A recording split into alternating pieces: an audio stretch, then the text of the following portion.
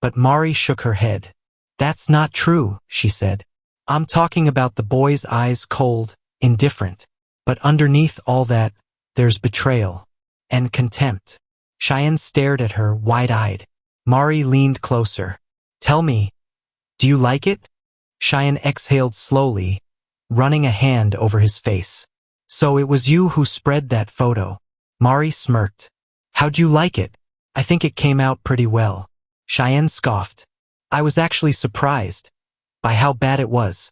Anyone with a brain could see through it. Mari only shrugged. Maybe so, but time was short, and resources were tight. Cheyenne lowered his hand and shook his head. Lousy excuse. Was that supposed to be some kind of clickbait? He gave a half-smile. But suddenly, Mari shoved her hand into her bag, and without warning, fired a shot straight through the fabric. Cheyenne's eyes widened. He threw the bag into the spot where he'd just been standing and dove to the side. Scrambling behind a nearby corner, he yelled, Are you insane? Do you and Rachel just carry guns around all the time? Mari fired again. You shouldn't even have that thing. Cheyenne shouted. You could kill someone.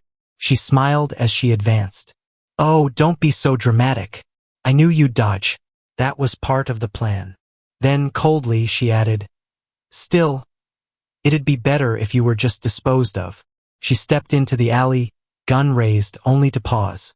Cheyenne had ducked around another corner, continuing to move.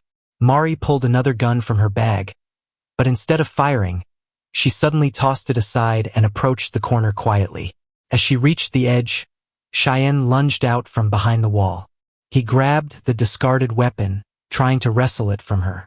Mari held fast with both hands. As he strained against her grip, she lifted her knee in a sudden strike. But Cheyenne caught her leg in midair and slammed her against the wall. Still fighting, Mari freed one hand and reached for a hidden knife. Her eyes narrowed as she drove it toward him, but Cheyenne caught her wrist just in time. The blade glanced off the wall. Cheyenne stared her down. That's it? He asked. Is that all the mansion of the dead has left? He threw the gun aside and shoved Mari to the ground. Towering over her with a clenched fist, he asked coldly, Didn't think I'd fight back, huh? Mari let out a breathless laugh. This wasn't supposed to happen. Suddenly, a voice interrupted them. What do you think you're doing? Cheyenne froze. His eyes widened in shock as he turned, and saw Huang's mother standing at the mouth of the alley. Cheyenne? She asked, horrified. What are you doing? You were Huang's friend, she continued, voice shaking. How could you? Mari remained on the ground, smiling softly. The woman looked between them and asked, Did you really do that to Huang? Cheyenne stood frozen, struggling to explain. No, it's not like that, he finally managed. I didn't. But Mari suddenly sprang to her feet. She ran toward the woman, eyes closed, body trembling, as if terrified. Help me, she whispered. I just wanted to talk to him. The woman blinked in confusion. Mari? What's going on? Cheyenne stepped forward, hand raised. Please, listen to me. Ma'am. But the woman wasn't listening. Cheyenne! She shouted, her voice full of rage. Her scream made him flinch. She stepped protectively in front of Mari and placed a hand on her shoulder. Stay right there, she ordered Cheyenne. He lowered his gaze and nodded. Understood, he murmured.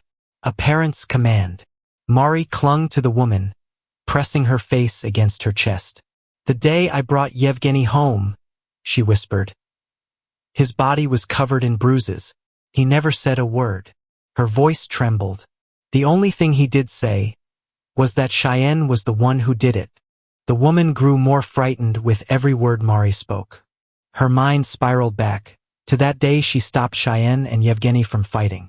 Back then, Cheyenne had raised his voice, insisting it wasn't a fight, just morning exercises. He'd even explained that the weapon Yevgeny held was just a toy. Then, she remembered her conversation with the principal. His words echoed in her ears. There was evidence. Cheyenne had been seen with a mysterious figure named Joseph. Someone like that can't be trusted too easily, the principal had warned. Mari clutched her side and muttered that she was only trying to find out what happened, before letting out a pained cry. A blow had struck her. The woman instinctively stepped in front of Mari, shielding her. "Stop it!" she shouted. Cheyenne took a step forward, voice tight. "She's lying. Mari's twisting everything. None of this is true." But hidden behind the woman, Mari allowed herself a small, knowing smile. They wouldn't touch this woman, she thought. They promised. But promises leave loopholes. Cheyenne pleaded, "Please, just listen. It's all fiction. I can explain what really—" But before he could finish, the woman's hand struck him across the face. The slap cracked through the alley. Cheyenne's head jerked to the side. He stood frozen, his eyes wide, and couldn't bring himself to look back at her. Mari watched intently, barely hiding the satisfaction in her eyes. Then came the words, the ones that crushed everything. "Don't call me mother," the woman said coldly. "Never again." Cheyenne's heart dropped. He stared at her in disbelief, silently begging her to take it back. But she wasn't finished. "I don't want to see you again. Ever. Don't come back." His shoulders trembled. He lowered his head. From beside her, Mari murmured under her breath, "Perfect. Just as planned." She wondered with smug curiosity what would come next. At that moment, a voice cut through the silence. "What the hell's going on now?" Rachel had arrived, her appearance different than usual, as if she had taken on a new persona for this moment. She strode toward them, arms crossed, an exaggerated scowl on her face.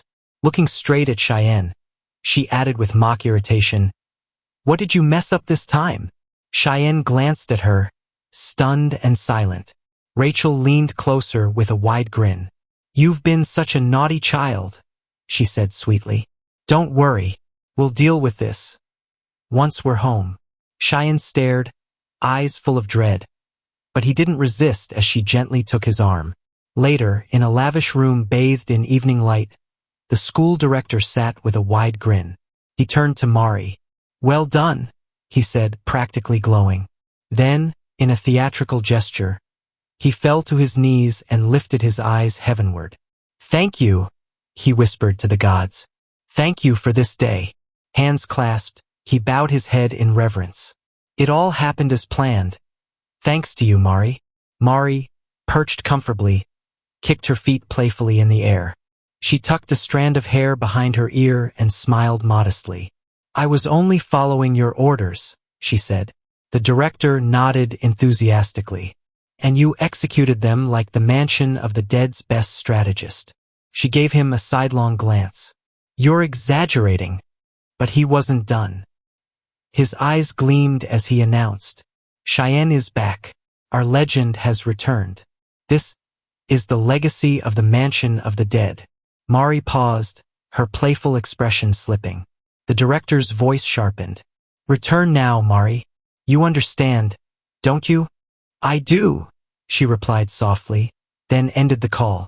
Meanwhile, Cheyenne sat at a table, drenched in sweat. Rachel sat opposite him, grinning as she pushed another dish forward. "Well?" she asked. "Do you like it?" Cheyenne frowned, spoon halfway to his mouth. He forced down the bite and groaned. "You've got to be kidding. This tastes awful." Rachel laughed, pouring sauce over the next dish. "Really? But the flavors are so similar, right?" He scowled at her. "You made me eat it." "Exactly," she replied. "Mint and pineapple. It's a refined pairing." Clutching his hair, Cheyenne screamed in frustration. "This is torture." He looked down at the food in defeat, thinking bitterly that once again, he was just following orders. "Finish it," Rachel said sweetly. Tears welled in his eyes as he reluctantly obeyed. The mansion of the dead has returned, he thought. "Give me milk," he muttered. Suddenly, a new voice entered the room. Well, well, well. So we finally caught Cheyenne. It was Bianwu. He stepped inside with a satisfied grin.